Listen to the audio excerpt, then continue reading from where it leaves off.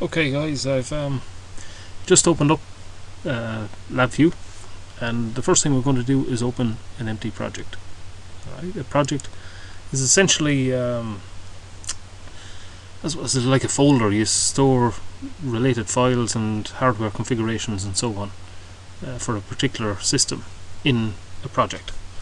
So what we're going to do is right click, new, SolidWorks assembly. I have my SolidWorks assembly still open, so it picks up on the path of the open assembly, and I press OK, and you will see that the SolidWorks assembly slide is added, and it has also added the linear motor that we added in the previous podcast.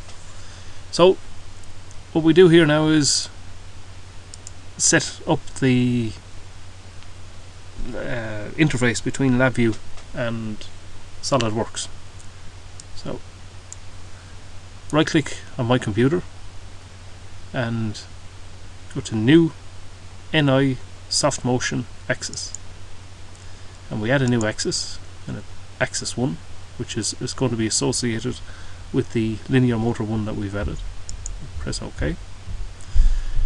Now we've right click, go to properties, and in the properties dialog we click on scan engine, and we make sure that scan or start scan engine on deployment is ticked. The scan engine is the interface between SolidWorks and Labview, so that needs to be running so that the two can talk to each other. Okay, press OK. Now we go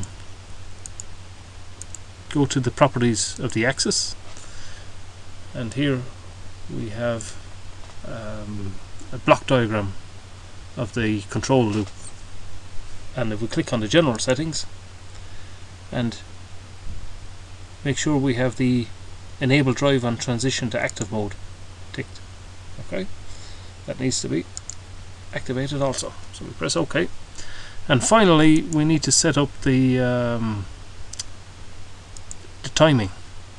Alright, so the maximum step here, we'll make it, instead of 100 of a second, we'll make it 1000 of a second, and press OK.